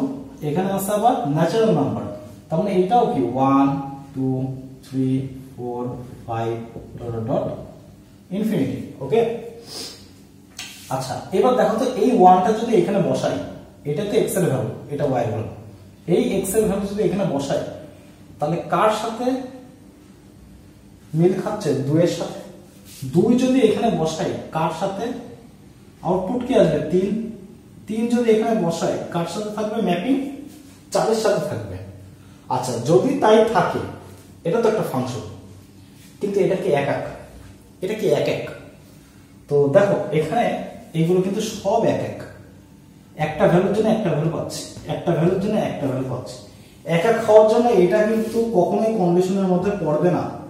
মনে করো 1 2 3 1 4 9 11, এটা কখনোই কন্ডিশনের মধ্যে পড়বে না যে কোডোমেইনের সকল উপাদান অংশগ্রহণ করছে কিনা। তার মানে আমাদের অনটু ফাংশন যে হইতেই হবে, সার্বিক যে হইতেই হবে এমন কোনো কথা নেই। আমাদের ইনটু ফাংশনের ক্ষেত্রে এক এক হইতে পারে, অনটু ফাংশনের ক্ষেত্রে এক এক হইতে পারে। আমাদের এখানে 11 না থাকলেও এটা একটা এক এক ফাংশন, 11 থাকলেও এটা একটা এক এক ফাংশন। এক এক ফাংশনের একটাই শর্ত, একটা উপাদানের কারণে একটা আউটপুট পাবো, একটা ইনপুটের কারণে একটা আউটপুট পাবো, একাধিক পাবো না, ঠিক আছে? বা একাধিক ইনপুটের কারণে একটা আউটপুট পাবো না, এটা মনে রাখলেই হবে। তো এটা কি? এটা এক এক, এটা এক এক, এটা এক এক। কিন্তু এর প্রথম উপাদানটা দেখো, এর সিঙ্গেল অবস্থায় আছে, এ অংশগ্রহণ করেই নাই, এ টোটালি অংশগ্রহণ করে নাই। আর টোটালি অংশগ্রহণ না করলে কোডোমেইনের সকল উপাদানকে অংশগ্রহণ করছে না, তার মানে এটা একটা ইনটু ফাংশন, এটা একটা ইনটু ফাংশন। মোট কথা এটা ইনটু ফাংশন, এটা 1 1 ফাংশন, এটা 1 1 ফাংশন, এটা একটা ইনটু ফাংশন, এটা একটা 1 1 ফাংশন। তো ম্যাপিং এর মাধ্যমে করা যায়, কিন্তু ম্যাপিং এর মাধ্যমে সেইগুলোই করা যায় যেগুলো সহজ, সহজভাবে দেওয়া। আমি জাস্ট ধরে যদি ভ্যালুটা ধরে ধরে করে ফেলাইতে পারবো সহজে, ঠিক আছে?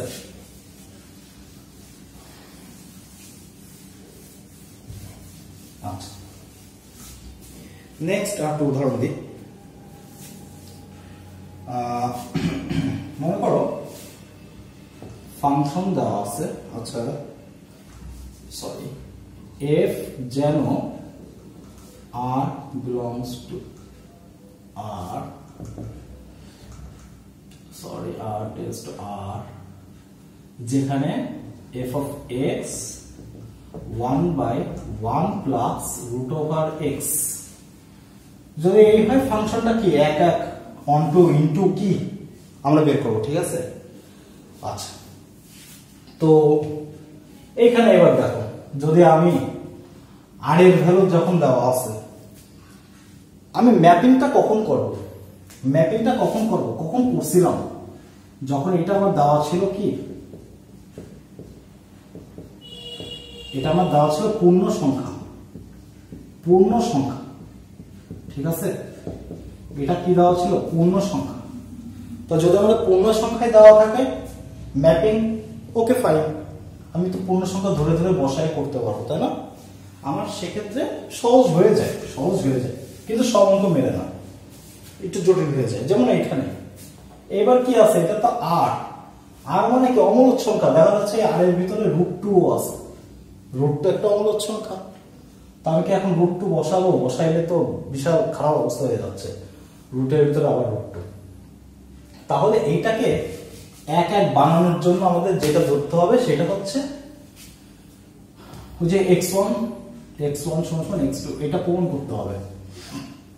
তো f of x1 is equals to f of x2, এটা ধরে নিলাম, বসাই দিই 1/1 plus root over x1, 1/1 plus root over x2, আর গুণন করলে থাকে 1 plus root over x1 সমান 1 plus root over x2, 1 কাটা root over x1 root over x2, x1 সমান x2, উভয় পাশে বর্গ করে দিলাম, দেখো প্রমাণ মিলে গেছে। যদি এইটা ধরে এটা পাওয়া যায় তাহলে এটা কি 1 1 1 1, এটা একটা 1 1 ফাংশন। ওকে, নেক্সট কাজ হচ্ছে এটা অনটু নাকি ইনটু, এটা অনটু নাকি ইনটু, এটা আমাদের প্রমাণ করতে হবে। এখন অনটু আর ইনটু বের করার জন্য কি লাগবে বলো তো? মনে আছে অনটু মানে কি? কোডোমেনের সাথে সার্বিক ফাংশন, কোডোমেনের সাথে রেঞ্জ যদি সেম হয়ে যায়, রেঞ্জ এবং কোডোমেন সেম হইলে অনটু, না হলে ইনটু। তো এখানে আমাদের কোডোমেন আছে আর, এখন আমাদের রেঞ্জ বের করতে হবে। তো এই টোটাল ফাংশনটা রেঞ্জ নির্ভর করতেছে এই রুটের কারণে, কারণ রুটের ভিতরে মাইনাস হবে না, রুটের ভিতরে মাইনাস হবে না, রুটের ভিতরে কখনোই মাইনাস আসবে না। তাহলে রুটের ভিতরে যদি মাইনাস না আসে, x এর ভ্যালু হয় 0, মিনিমাম 0 অথবা 0 থেকে বড় হইতে হবে। x এর ভ্যালু মিনিমাম 0 অথবা 0 থেকে বড় হইতে হবে।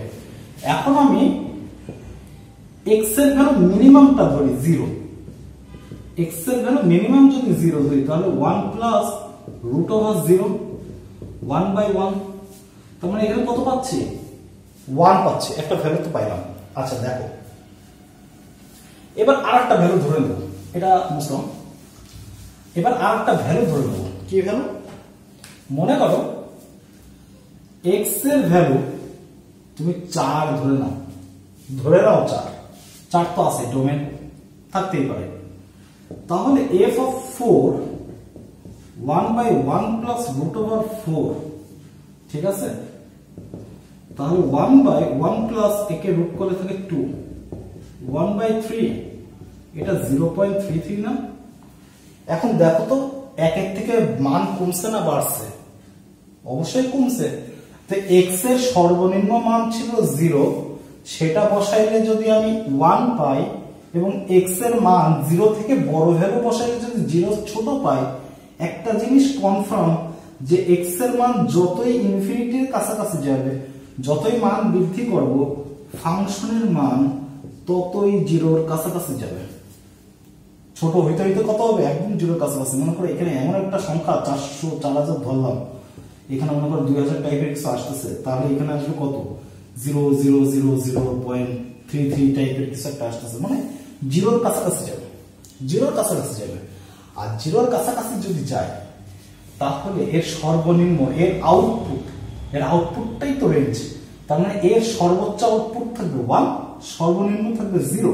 তো যেহেতু আমি ইনফিনিটি অ্যাকচুয়াল সংখ্যাটা জানি না, তাই এর রেঞ্জটা হবে ওপেন 0 1 ক্লোজ, 1 ক্লোজ, কারণ 0 বসাইলে ডিরেক্ট 1 পাচ্ছি, কিন্তু ইনফিনিটি তো আমি ডিরেক্ট বসাইতে পারবো না, এই কারণে 0-র কাছাকাছি ভ্যালু ধরতে হবে, এক্সাক্ট 0 পাবো না।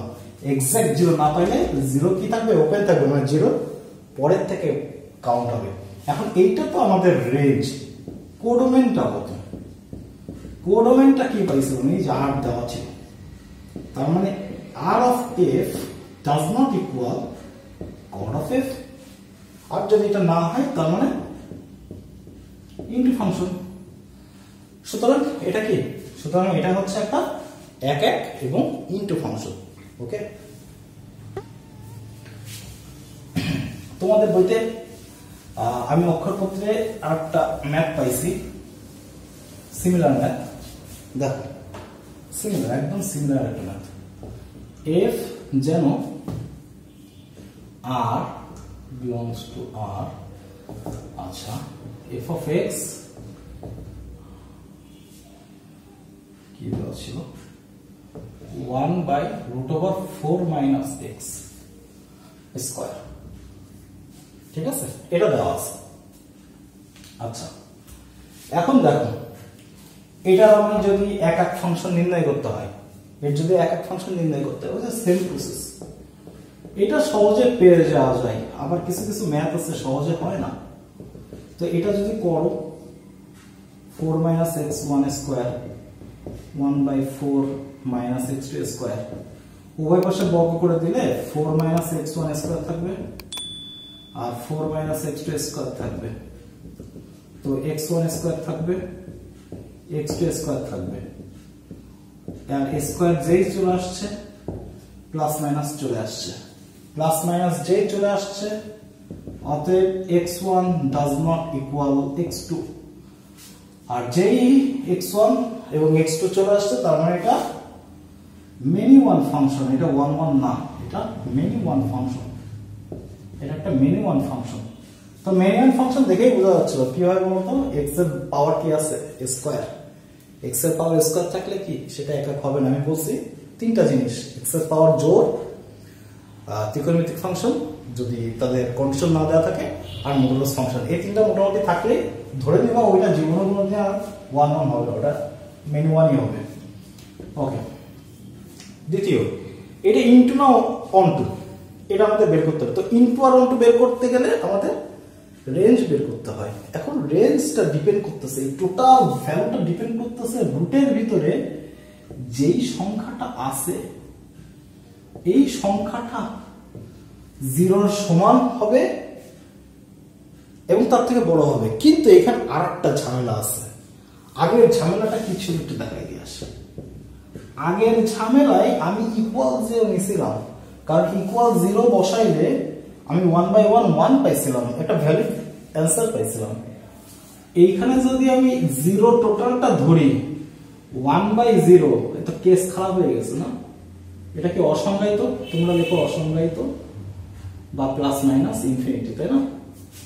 এটা একটা অসংজ্ঞায়িত, তার মানে এখানে ইকুয়াল কি হবে না, এখানে আর ইকুয়াল হবে না। তো ইকুয়াল যদি না হয় তাহলে 4x²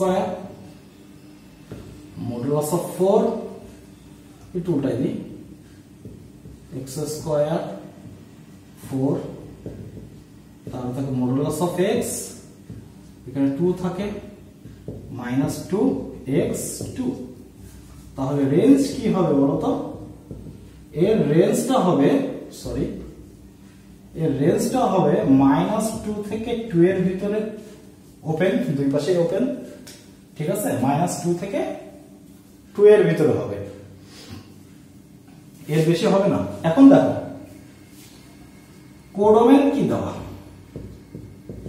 কোডোমেন কি দেওয়া আর, তো এই দুইটাকে মিললো, দুটো তো মেলে নেই, তার মানে r of f does not equal codomain of f, অতএব এটা একটা ইনটু ফাংশন, এটা একটা ইনটু ফাংশন, এটা আর অনটু হবে না। সো এটা একটা মেনি ওয়ান ইনটু ফাংশন, ওকে, কম্বাইন্ড। আচ্ছা এবার আসে আর একটু কমপ্লেক্স মেথডে, আর একটু কমপ্লেক্স মেথডে আসি।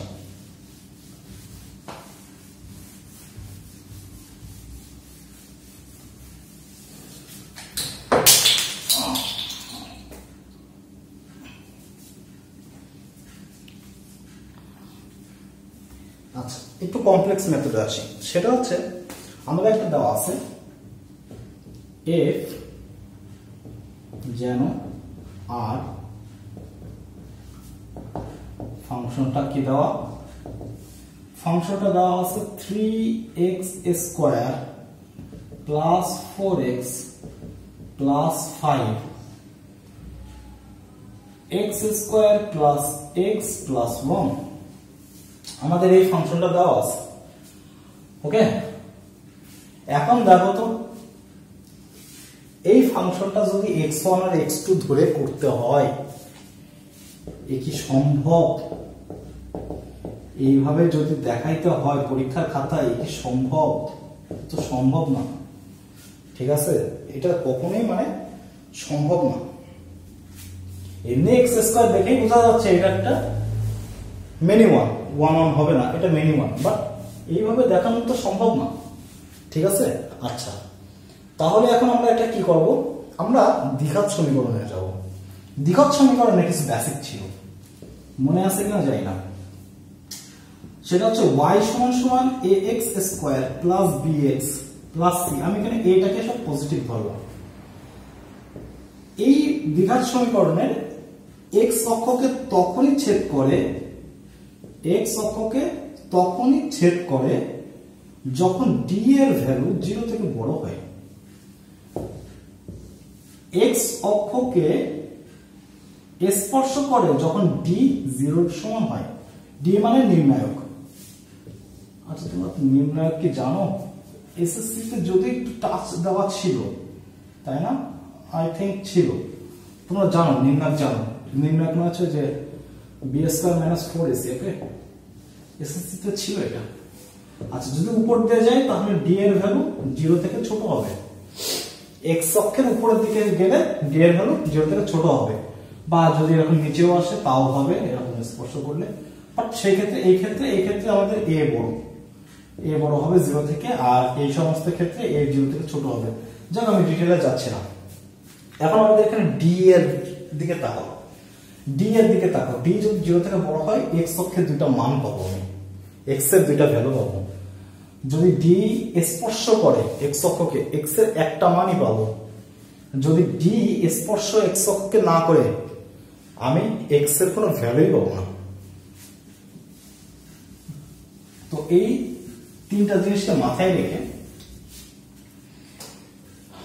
মানে আমি সেট বিন্দু পাবো না, x এর কোনো মানই পাবো। হ্যাঁ, তো দেখো এই তিনটা জিনিসকে মাথায় রেখে আমি কোনো সেট বিন্দু পাবো না। এখানে একটা পাবো স্পর্শক, এখানে দুইটা পাবো। আচ্ছা, এখন আমি এই উপরটা d বের করি, এই উপরটা d1 টা বের করি। d1, তো d1 টা কত হবে? b স্কয়ার মানে 4 স্কয়ার মাইনাস 4 ইনটু 3 ইনটু 5 মানে 16 মাইনাস 4 5 20 60, তাই না? কত আসছে? 44। আচ্ছা, মাইনাস 44। এই d টা 0 থেকে ছোট না? এই d টা 0 থেকে ছোট। তার মানে এইটা অ্যাকচুয়ালি এই গ্রাফটা রিপ্রেজেন্ট করতেছে, এই গ্রাফটা রিপ্রেজেন্ট করতেছে। আমি যদি নিচের d টা আঁকাই, এটা d1, এটা d2, তো d2 টা যদি আমি দিই নিচেরটা b স্কয়ার মানে 1 স্কয়ার মাইনাস 4 ইনটু a কত? a হচ্ছে 1, c কত? 1, তো 1 মাইনাস 4 মানে মাইনাস 3। এইটাও কত আসতেছে? এটাও 0 থেকে ছোট আসতেছে। আচ্ছা, যদি 0 থেকে ছোট আসে তার মানে এই গ্রাফটাও কি x অক্ষের উপরের দিকে। তার মানে আমার অ্যাকচুয়ালি এই টোটাল ভ্যালুটা কি আসতেছে? এই টোটাল ভ্যালুটা x এর সকল মানের জন্য y এর মান অবশ্যই পজিটিভ হবে। এটার মানে কি y এর মান পজিটিভ না? এই যে এইদিকে তো সব y মান, এই যে এগুলো তো সব y মান, এই যে এগুলো তো সব y মান, তাই না? এই যে হাইট গুলো তো সব y মান। তাই মিনিমাম হাইটই দেখো x অক্ষের ধনাত্মক দিকে, উপরের দিকে আছে। তো উপরের দিকে থাকলে তো এর ভ্যালুটা বাড়বে। যেমন এখানে কি আছে? এই যে x অক্ষের নিচের দিকে আছে, এই কারণে সর্বনিম্ন ভ্যালুটা দেখবে নেগেটিভ আসে, y এর মানটা নেগেটিভ আসে। ওকে, আর এখানে আসে y এর মান কত? 0। এখানে y এর মান 0 আসে স্পর্শকের ক্ষেত্রে। আচ্ছা, তার মানে এইখানে যদি আমাদের y এর মান সব পজিটিভ হয়, তার মানে আমি একটা জিনিস পাচ্ছি, সেটা কি? যে x এর মান, এখানে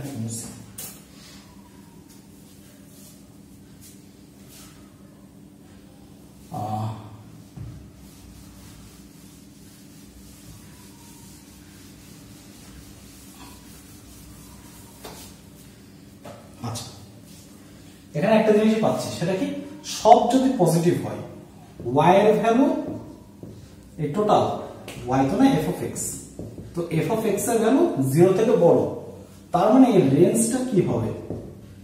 এর রেঞ্জ যদি আমি জানি না এর রেঞ্জটা কি, সর্বনিম্ন ভ্যালুটা কি হবে আমি জানি না, বাট এটা তো আমি শিওর যে এটা 0 থেকে বড় হবে, 0 থেকে বড় হবে, এটা আমি কনফার্ম শিওর, এবং ইনফিনিটি পর্যন্ত যাবে, তাই না?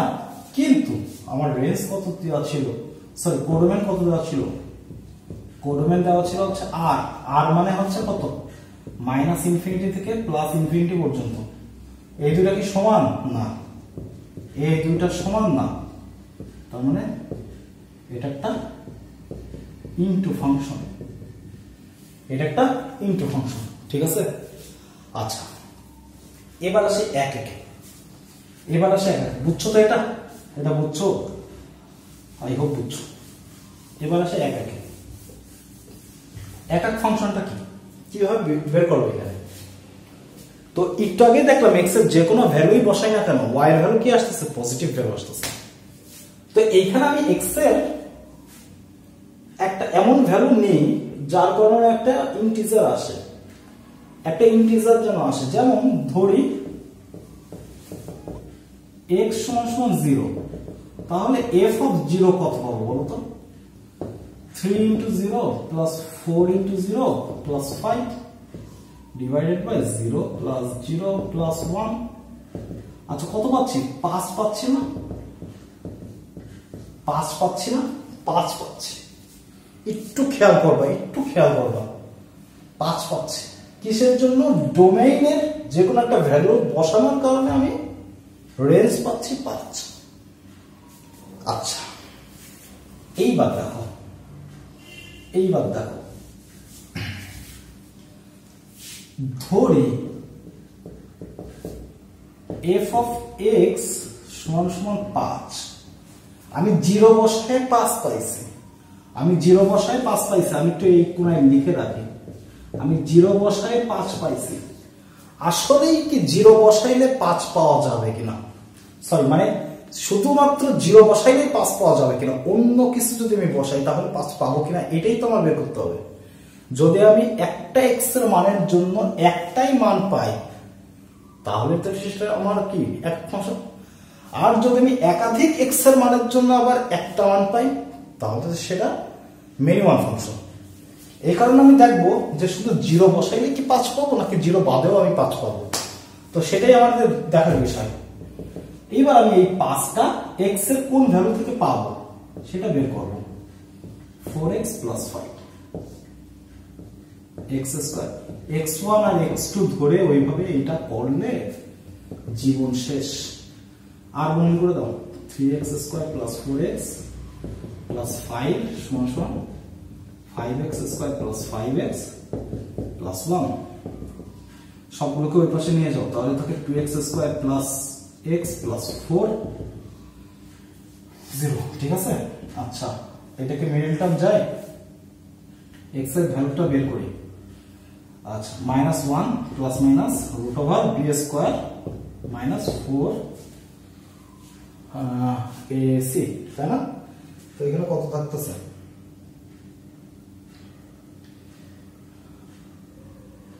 আমি কি ফাংশন বসে কোনো ভুল করছি?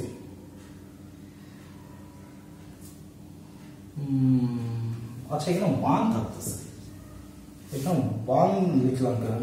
আমি জ্বালা মাইনাস আসছিল ভিতরে। আচ্ছা, তাহলে 5 5 কাটা, x স্কয়ার এপাশে গেলে থাকে 2x স্কয়ার প্লাস x সমান 0। আচ্ছা, এই তো পাইছি। তো x কমন নিলে থাকে 2x প্লাস 1, তাহলে হয় অথবা করলে কত থাকে? x এর ভ্যালু পাচ্ছি 0, অথবা x এর ভ্যালু এখান থেকে কত পাবো? -1/2। তাহলে x এর অ্যাকচুয়ালি মান কত পাচ্ছি? -1/2। তার মানে কি দেখো, x এর ভ্যালু শুধু 0 বসাইলেই 5 পাইতাম না, -1/2 বসাইলেও 5 পাইতাম, ঠিক আছে? 0 মাইনাস হাফ এই দুইটার জন্যই আমি এই ফাংশনে 5 পাইতাম, এই দুইটার জন্য 5 পাইতাম। যদি দুইটার জন্য 5 পাই, x এর দুইটা মান y এর একটার সাথে কানেক্ট হচ্ছে, এটা কি আর এক এক থাকবে? এক এক থাকবে না। সো এটা একটা, অতএব এটা একটা মেনি ওয়ান ফাংশন, এটা একটা মেনি ওয়ান ফাংশন, ঠিক আছে? আচ্ছা